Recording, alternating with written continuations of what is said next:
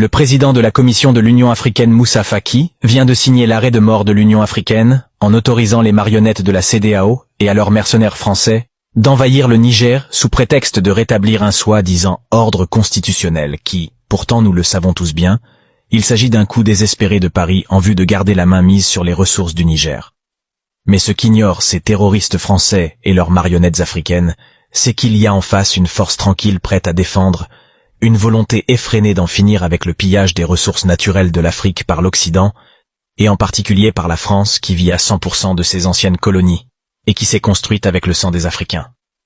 En face, la France aura affaire à toute l'Afrique libre et consciente.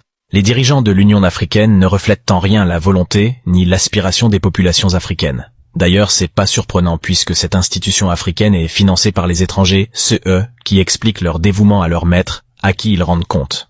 Dans ce cas, voici ce qui va se passer.